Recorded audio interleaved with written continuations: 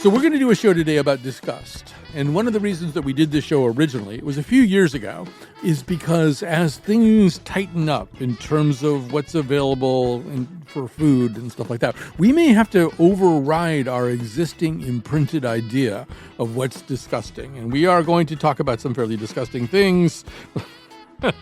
But some things that people eat, I'm not even going to mention right now because they'll upset you too much. But I do want to say some things have changed in the world, including the fact that you'll hear Bun Lai on this show as a guest in his New Haven restaurant. He has since closed. He's gone on to other exciting endeavors. But yeah, it just turns out that one of our guests today made cheese from bacteria taken from human toes, noses, and armpits. But it tastes just like chicken. Anyway, stay tuned. We're going to talk to you about disgust.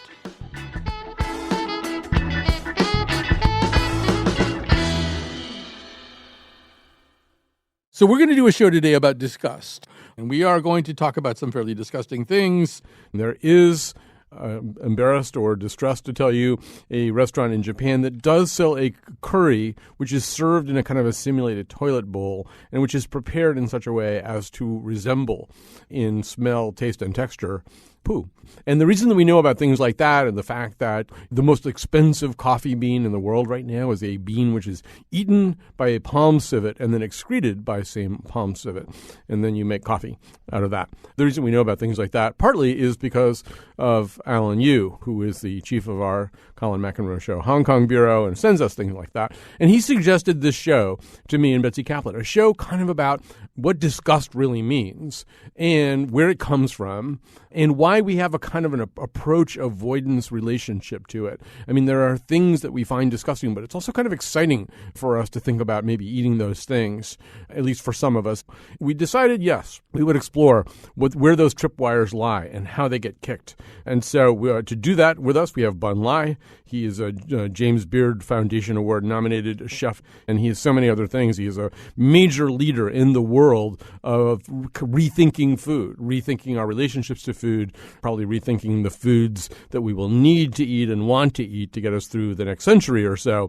And so he's internationally known as somebody who thinks deeply about food. Also joining us is Paul Rozin, professor emeritus of psychology at the University of Pennsylvania. He's a former editor of the journal Appetite. And later on, we will be talking to someone who is a microbiologist, writer, artist, and founding editor of Method Quarterly, who, in fact, has made cheese using bacteria from human armpits and toes and noses and stuff like that. So I warned you, this is, you may be faint of heart and you may not be able to listen to this show, but we're gonna take that chance that you can stay with us. So Bun, I'm going to begin with you since you're in a New York radio studio, and maybe you can set this up and then Paul can help us analyze this a little bit. But can you describe a kind of food that you try to get people to eat in your restaurant that they resist eating? Oh man, the insects, using fish like carp. So many people consider carp to be goldfish. Weeds, like knotweed and kudzu. Even like plant-based sushi originally, I've had, throughout the last 2 decades of my career, I've had so many people say to me, man, this is not sushi, and say stuff like, wait, why don't you make something like traditional, like a California roll? So there's that. There's what their expectation is for sushi. But then there are the other things where you really are kicking a disgust reflex, right? And maybe reflux too. So that where people are sort of saying, I can't eat that. That's a bug. That's a worm. That's an Asian flying carp. That's a thing I don't eat. And I mean, do you probe that at all with them and sort of try to figure out where that's coming from?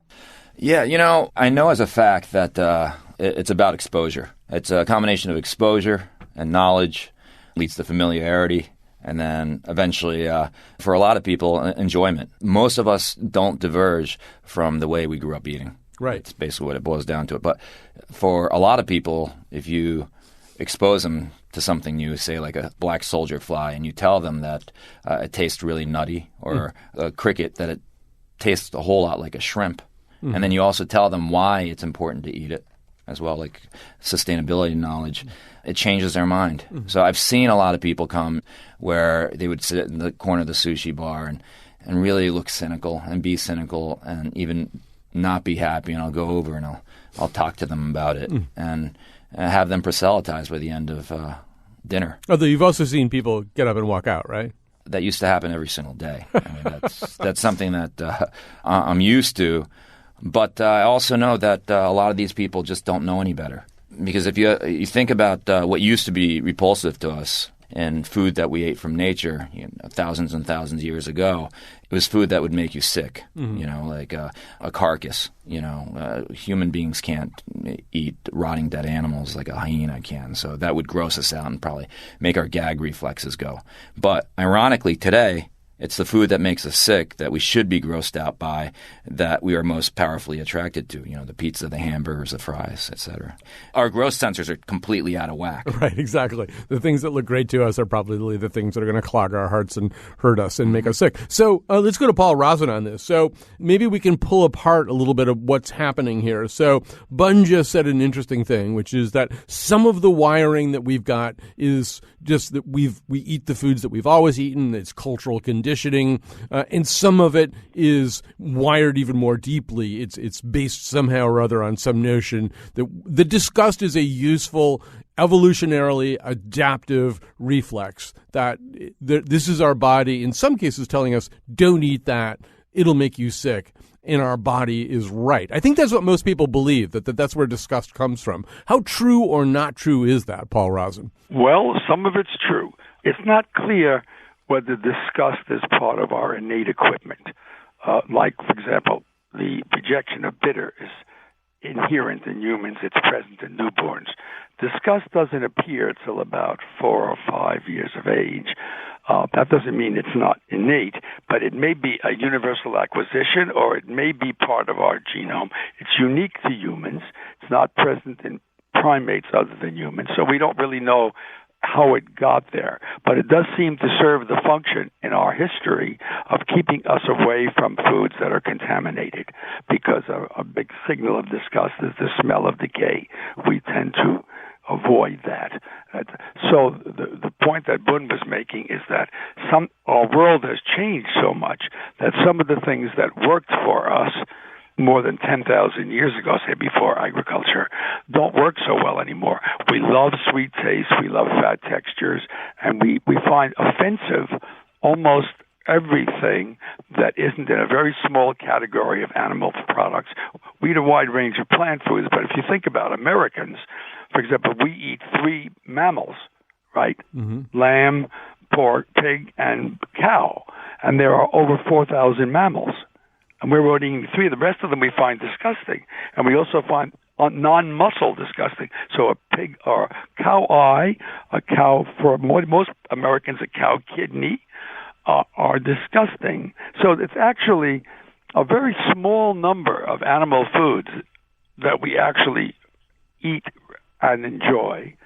And it's a larger number in China, but even there, most things are off limits. So where that so that may have been useful in some sense or other a long time ago, but now it's restricting the foods that we can eat. Now, insects, for example, are not decaying. They don't smell like decay. They're perfectly good food. I have personally eaten many kinds of insects. I've eaten at Noma, the great restaurant in Copenhagen. I've eaten a dish with green sauce and live ants walking around in it. Now, a lot of people rejected that, but I tried it. It was okay. Mm-hmm. I think it was great, but it was good. So one of the issues is that some of the best foods now that are sustainable, that are things that would make the world, the environment better, would be very nutritious, are off limits because most, at least Westerners, find them disgusting. And what Bun is about is trying to change that. So let's go back to Bun on this. And you mentioned a soldier fly. Okay, so there's people who will eat a cricket, because it seems like you could fry it up, it'll be all crunchy, or cicada or something like that. And maybe some people would chew up a worm. I don't know. I mean, I have actually at your behest. But you get to fly. And Bun, I don't know. Do you find that people have? I mean, fly is like a whole separate problem. So when you're trying to get somebody to believe that a soldier fly tastes nutty, I think you said, what do you feel pushing back at you from the potential diner? Everything that we feel like we have an emotional response to eating insects in Western European and influenced culture, and people are disgusted by the idea of eating flies because you think of flies as house flies, which also carry disease. Mm-hmm. But it's also a misunderstanding, so it's a knowledge thing as well. So it's an exposure thing, and it's a knowledge thing. Because after people do try it, across the board, people like it. Right. So educate us a little bit more about the soldier fly. So, yeah, I think most people are sort of thinking about flies. They carry disease. So why is the soldier fly okay to eat? Because black soldier flies do not carry disease. They generally are not eating carrion. They're eating – we raise them ourselves using plant-based compost. They do taste really, really good. You don't have to bend your mind in order to enjoy the flavor because it's not like an exotic experience once you put it in your mouth.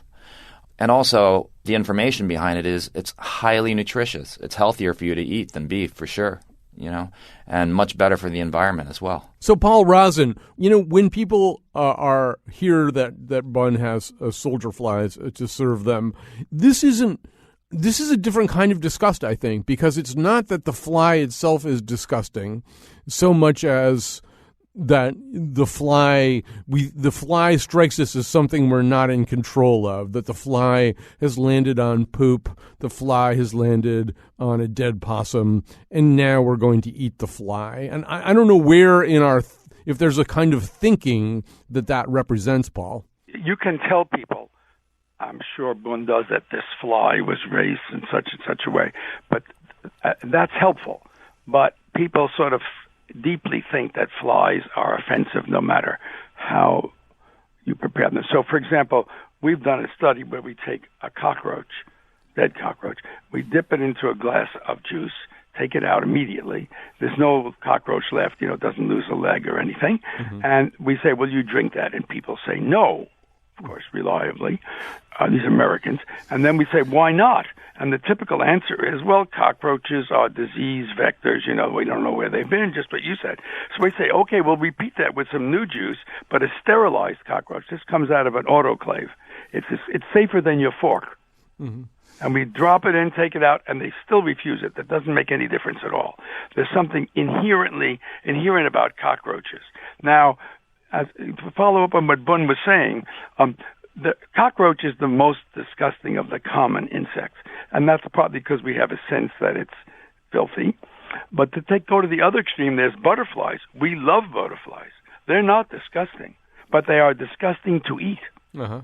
Nobody wants to eat a butterfly either. So it's not just that the animal is disgusting, it's that in that case you're killing an animal that you sort of think is beautiful. Bun, did I hear you chuckling during the cockroach experiment description? Yeah. No, I definitely was. What were you chuckling about? I don't know. I was just having a gut reaction myself. Yeah. to the whole cockroach thing, because I'd feel the same way too. And when you were listing off earlier, on the show, all these different things that people eat around the world, mm-hmm. I was thoroughly disgusted as well. So. Wait a minute. Let me just say about this that the black soldier fly is of particular interest because it is, first of all, they have a very short breeding cycle, so they're easy mm-hmm. to get. You eat the larva, okay? Mm-hmm. Not the fly, and you can get them quickly. The other thing about black soldier flies, which is a plus and a minus, is you can feed them on food waste. In other words, for many insects, you have to raise them on flour or something that we could actually eat. The nice thing about black soldier flies is you can raise them on things that we don't eat, including including body waste, but also just food waste. So they're very good for the environment because they're taking things that would just be spoiled and making them into good food for us. So I've never eaten a black soldier fly. I've eaten a lot of other things. And I'm really excited that Bun is able to get people to eat it. Now, in our work, it seems that the best way to get people to eat insects is not to put an insect in front of them, but to use insect flour, which is made in a number of places in the world. It's used in the insect bars that you can buy now, insect snack bars. You grind up the insects. You say you cook it. You dry them. You grind them up into powder. It tastes a little nutty, but not very strong. And you put it in instead of flour, maybe 10% insect instead of flour. People won't taste a major difference. And if you can get them to eat that gets them on the road to thinking that it's okay to eat insects. I want to go back to something here. Wait a minute. Like, I ate worms for you, but you wouldn't eat Paul's drink Paul's cockroach margarita? I definitely would, but I was chuckling because of my gut reaction to that, the whole image. And Paul was completely right. I know that cockroach is clean, but because it's a cockroach. It's a cockroach, all right. But also, without powderizing, like, say, a cricket or insects, I've had experiences where I've worked with kids many, many times over where, kids are reluctant to eat something, and then one kid will try it, and then the rest of them will follow suit, just like dominoes. So how your peers feel about it has a lot to do with it. Oh, yeah, absolutely. As well. So that gets to culture. We've got a call from Arthur in Middletown who wants to bring up something that probably won't make Bun all that happy. But as an example, maybe, of your peers are a culture at some point, and a culture is your peers. Here's Arthur. Hi, you're on the air. I just had pizza before this call, too, so this was great. There's actually, it's funny how we were talking about this. Some of my peers had actually tried to have me eat this Filipino delicacy. It's called balut. And I don't know if you guys know what that is, but balut is an unborn duck fetus. And they were about to have me try this when I was in the Philippines a while back, and I just turned vegetarian, and when I found out about it, I was like, no, thank you. So you're talking about, I even think that, like, having bacon on, like, cupcakes was kind of weird and kind of gross, but balut to me just, disgusting. So I've seen pictures of this, and Bun, just back to kind of your point though. So there's some maybe rational basis for this, but there's a lot of irrational basis for it too. It's an egg. The thing that's inside the egg got a little bit older. People who wouldn't hesitate to eat a duck egg, well, it got a little bit older. Suddenly, we're not going to eat it. It's beyond that though. It's like nothing we were exposed to in this culture. I had the balut experience myself. I bought about 20 years ago. I bought a few balut. I sat around a table for lunch. Me and two of my pals. They were afraid of peeling it because they thought like some duck would pop out. So I was like, "Man, you guys are being silly." And I slowly peeled it, and the tip of the egg came off, and a little pinky-sized fully formed duck head popped out. And I just freaked, and I jumped on my friend, and he ran down the hallway. And it was literally one of the most revolting experiences I've ever had in my life. Now, do I think it's wrong to eat balut? No, I don't really think so at all. But I don't know if you can get me to eat that again. I didn't eat it. I had to turn my head when I brought it to the garbage, so I couldn't see it, and just kind of brush it into, roll it into the garbage. All right, so you go ahead, Paul. Yeah. So one of the issues is almost everything that's disgusting is of animal or animal origin. And the more obvious it's of animal origin, as in the example of the duck head, the more reluctant we are. So Americans don't tend to eat meat that is obviously, especially mammal meat, that is obviously part of an animal. We eat a cut, like a pork chop, right? In Europe, for example, you're more likely to see in the market an animal like a full animal carcass, or say a rabbit with the fur on in a butcher. We go out of our way in this country to establish a distance between the animal stuff you're eating and the actual source of the animal. And if people are reminded of it in the extreme, like the duck head, even meat eaters are reluctant. They don't want to look at slaughterhouses. They're not thinking cow killing when they eat a piece of meat, of beef, though vegetarians are. And it's in the back of the mind of everyone, but it's far enough in the back that we're not thinking of killing animals when we're eating meat. And now insects are different because we don't mind killing insects except for butterflies. I mean, we swat flies, we do all of that. So it's not the killing there, it's the idea of what they are. So there are two ways to be disgusted. One is that you're in the act of killing, which all eating is killing, right? Whenever you eat a plant, too, you're killing it, you're mashing it up. So we don't think of it that way unless it's pushed in our face, like we see a whole fish maybe on our plate for some people, or you see the whole chicken. So we push in the background, but that's different from the insects, which if we're not concerned about killing an ant, on eating it. We're just offended by eating it. And there is a place that Bun knows called the Nordic Food Lab in Copenhagen, which I work with, which has been working on what Bun is doing, which is making insects delicious, whole insects. That is, instead of working with insect flour, they're making, they have bee larvae, ceviche, and all sorts of things like that. And I go there once a year, and they always present me with their latest invention. So they're taking the approach that Bun has. Let's make insects delicious. And the other approach is let's sneak it in through the flour. Both of them could work. All right, we're going to take a break. In our third and final segment, we're going to go into our second segment, and we're going to add Christina. In our third and final segment, though, I want to come back to what you're saying, because I think there's a third element to this, and it's there in the Philippine baby duck story, which is the notion of the other kind of person, that there are people who are not like us, and they eat other stuff, and that freaks us out at some other subliminal, or maybe not so subliminal level. But let's do that towards the end of the show. Take a break, come back, talk to Christina about, sort of human cheese.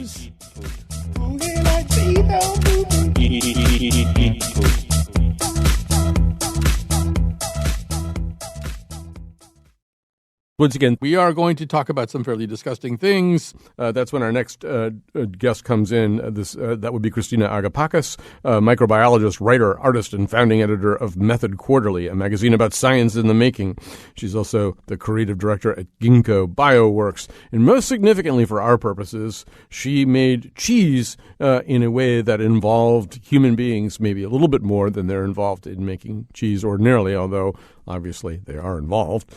So Christina Agapakis, I hope I'm saying your name right. Am I saying your name right? Oh, that's right. Yeah, you got it. All right. So I'm just going to let you tell your own story. What kind of cheese did you make?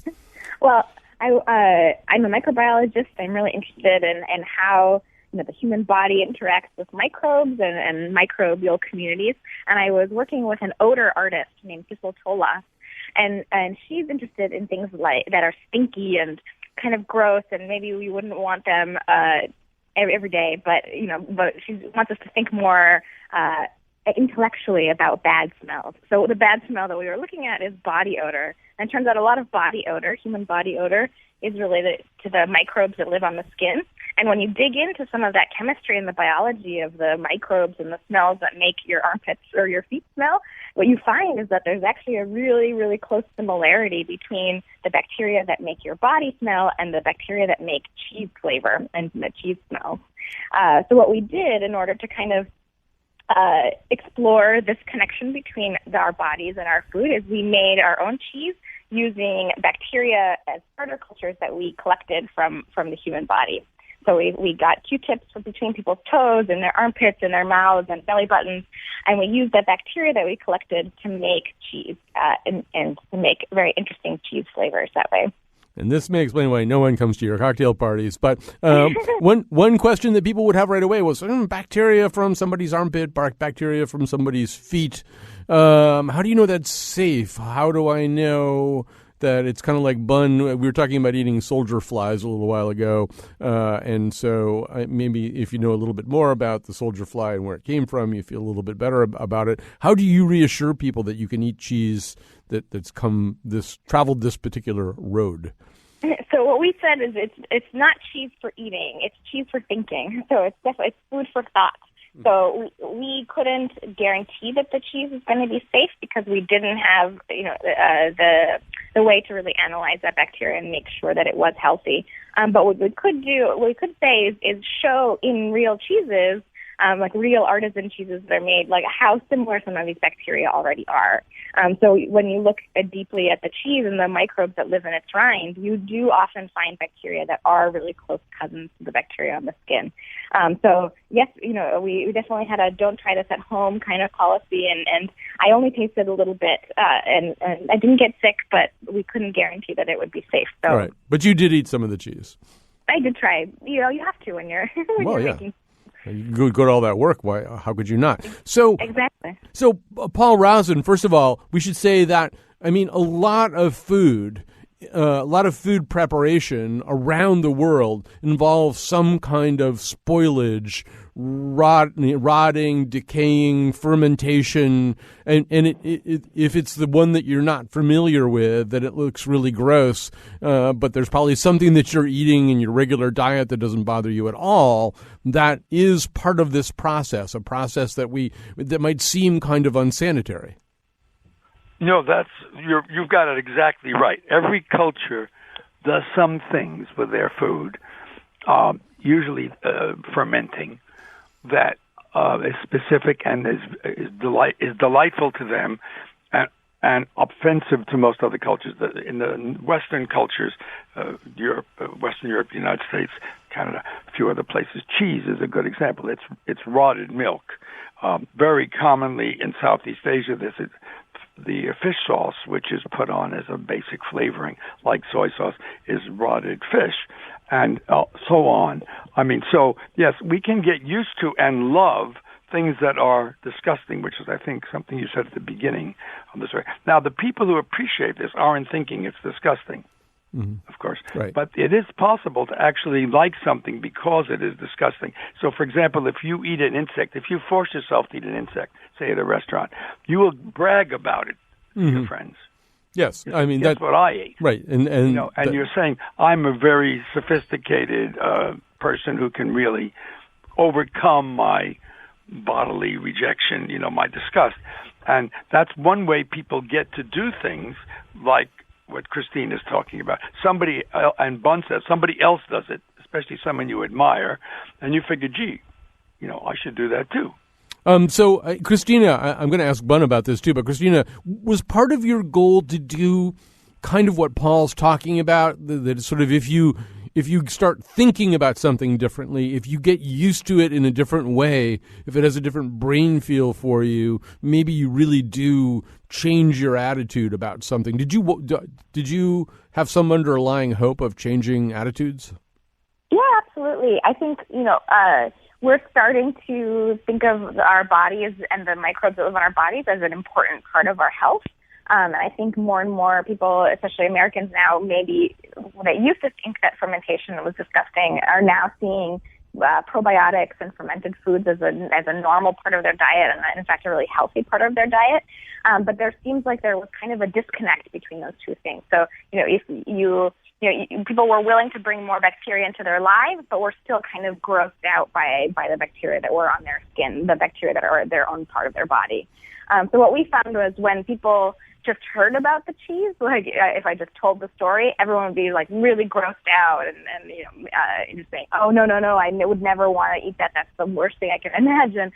But then if you actually showed them the cheese that we had made, they got to smell it. They realized that the cheese just smells and looks like a regular cheese, and they were able to make a new connection and think about it differently. And all of a sudden, they weren't as grossed out. They were more curious. They were asking questions about how those flavors are being made, how cheese making works with different kinds of microbes, and getting into all those really interesting details and getting more interested in the stinkiness of cheeses around the world. All right, so, and I want to get to Jim in Springfield in just a second here, but before that, so Bun, this is something that you kind of do. Don't you sort of offer tiny free samples of things that people kind of are wrinkling their noses at and kind of letting them acculturate to it? Yeah, I've been doing that, since the beginning of my career, and these days I just incorporate it into our set menus or multi-ingredient platters, and then people tend to be open to it. But it's not like a complete uphill battle at the same time, too. I mean, when I had that cicada dinner, at my farm, we had hundreds of people show up, to eat an insect. And not only that, the culture of food has been transforming, since as long as we've been eating, and quickly so. Not too long ago, in the turn of the last century, bars couldn't give away enough, beluga caviar from the Hudson, and people didn't want to eat lobsters.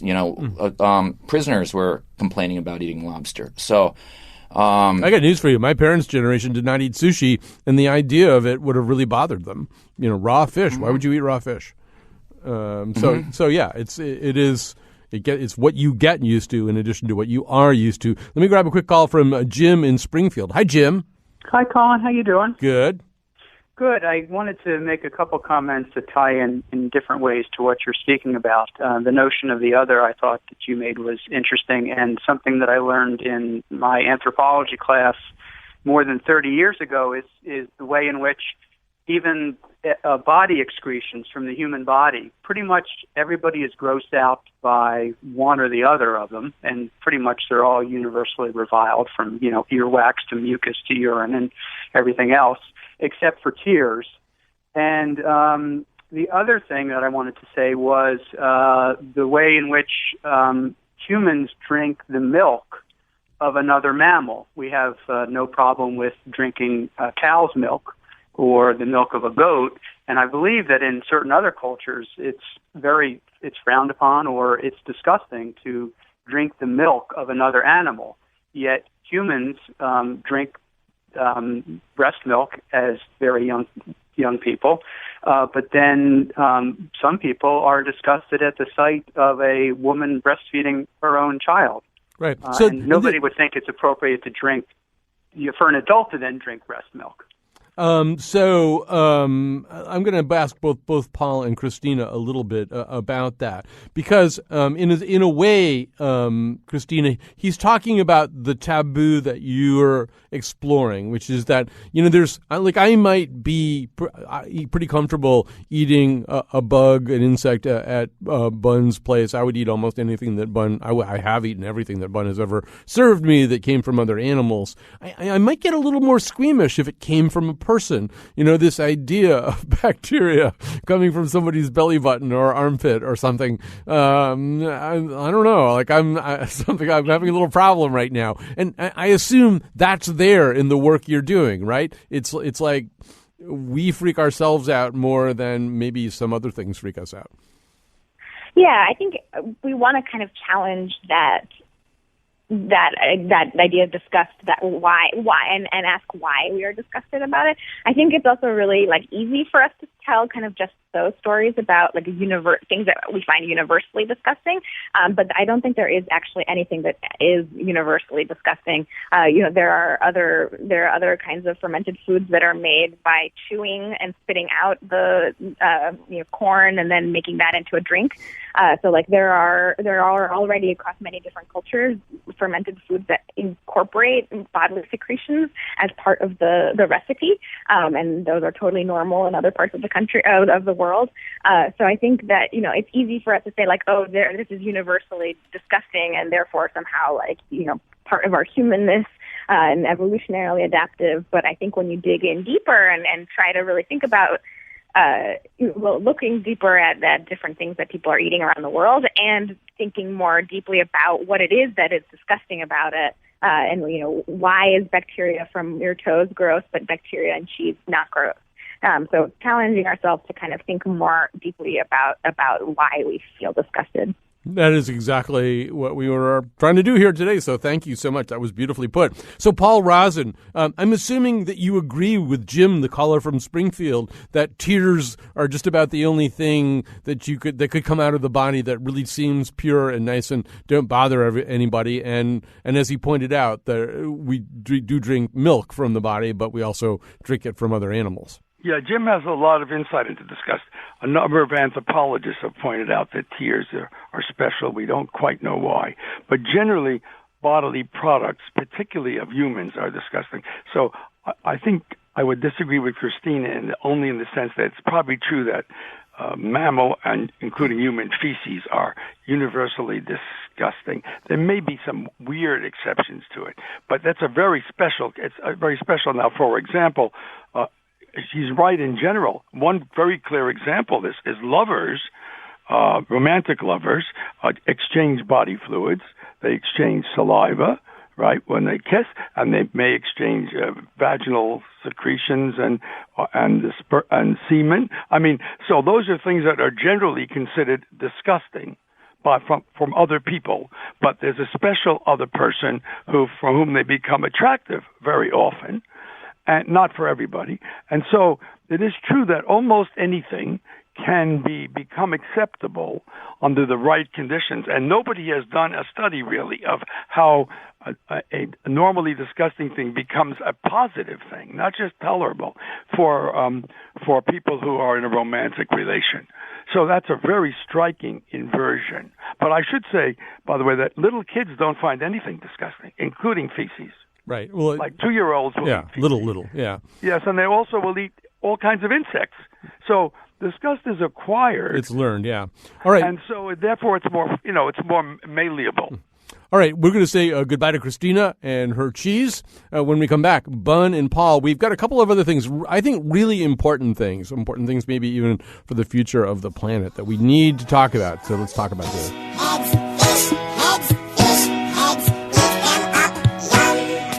In the morning, laughing happy fish heads. In the evening, floating in the soup. Fish heads, roly-poly fish heads, fish heads, fish heads, eat them up. Once again, thanks to Alan Yu. This was his idea. Betsy Kaplan, of course, made it come alive for us. Bun Lai is an international leader in the kind of rethinking of food. Paul Rozin is also with us, professor emeritus of psychology at the University of Pennsylvania. He is a former editor of the journal Appetite. So we've been talking about sort of what's disgusting, what's not disgusting. And so one thing that's been happening is that we've been exposed. I mean, the world got smaller, right? The world got smaller because of digital life, because of travel, because of a lot of things. And suddenly we see these TV shows involving this guy here, Andrew Zimmern. In the Moroccan city of Fez, a meal made with spoiled camel meat and rancid goat butter is a family favorite. My friends at the U.S. Embassy asked their major domo, Mr. Radati, to take me to the market. This is smen. It's cultured, turned butter made from the milk of goats. Smells like a dead animal. And we are getting a tweet from Randall. In China, I tried hot donkey sandwich, pigeon eggs, chicken claws, and pig stomach. So, there's a kind of delight, Paul Rozin, in the voice of Andrew as he's talking about these things. And it gets back to something that you were saying, that there is an approach avoidance dualism about all this, that the things that disgust us also excite us. What if I or somebody vicariously ate that thing? So what's that all about? Well, that's a special case of a very general human tendency, which we have called benign masochism. That is, it's coming to enjoy things that your body says you shouldn't enjoy. The best easy example is a roller coaster, right? Your body is saying, is all aroused. Your body, at some level, thinks you're crashing to your death, and you know that you're not, right? You know you're safe. And there's some enjoyment you get out of being smarter than your body. So eating something disgusting that you will know is really not harmful and may have some really good properties has some of the same quality. It's also why do we go to sad movies? We do all sorts of things. We eat bitter foods that are innately negative and like them. So what's going on here is that this is uniquely human as far as I know. We come to get pleasure out of enjoying what our body says we should avoid. Right. There's a tremendous amount of material out there, even including a whole separate cookbook about how to prepare and consume human placenta. And there are all kinds of great cosmic mother, earth mother ideas about this. But there's also a kind of thrill-seeking, the kind of thrill-seeking that you're talking about right now. It's a thrill-seeking. This is as close to legitimate cannibalism as I can possibly do. I'm going to do this thing that seems absolutely forbidden. But, before we run out of time, Bun, there's something we've been alluding to here, but it's important to say it out loud, which is some of this stuff we've got to get over just as a matter of survival. In terms of what the food resources are going to be in an expanding population, a planet that's going through climate change. I mean, it's possible to take sewage water and purify it enough to drink. We may have to get over some of the thinking that we have about it or the way that we're wired about it. Bun, and I'm assuming that's part of what your mission is. Yeah, and I think of it in the context of what we're talking about, which is like being grossed out and repulsed. So I think it's like one of these things where, pointing back to what Paul was talking about, and being all right about eating a steak but not eating the cow, and that we have this moral repulsion to killing mammals because we love mammals, like we love our dogs and cats. They're family members and best friends to us. So our ethics and our values, a value for life, is not in line with our taste preferences.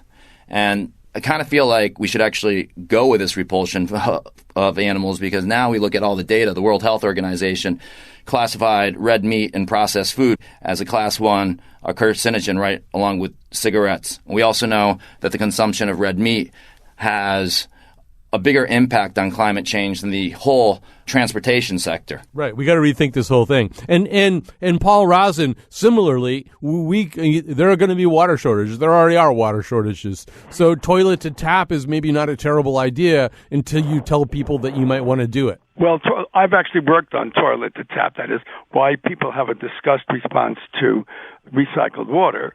That is water that is directly processed from sewage into drinkable, very drinkable, very good water. And again, what's happening, as what will happen, unfortunately, in the long run with insects and the problems with eating meat, is that things get so bad that somebody has to do something. So in the American Southwest, the water shortage is so bad that people's resistance to recycled water is dropping, because, you know, they're going to have to make too many sacrifices to avoid it. And this is what we're heading toward in the world climate crisis. So cutting and the anticipation of that, as Bun says, cutting down on meat intake will be certainly good for the environment, and for most people think, not all, good for health too. So, you know, but when the climate thing gets really bad, we have to do something. And the idea is to try to do those things before it's a catastrophe, to anticipate a catastrophe rather than to wait for it to happen. Great point to end on. Thanks so much to Bun Lai and Paul Rozin. I'll quickly say, too, I wish we had more time for this, but, you know, President Obama, in one of his memoirs, talked about being a boy in Indonesia and trying dog. The point he's making is, I was there, I was a boy, I tried to learn about how they live. And there's that whole other part of the other, the capital O, other, that we don't like these people and they eat things that we would never eat. And in some ways, it doesn't mean you're going to go home and eat your Portuguese water dog. It just means, yeah, you're going to try what they eat as a way to get to know them. There's sort of a world peace element in there somewhere. Thanks. Bon appetit.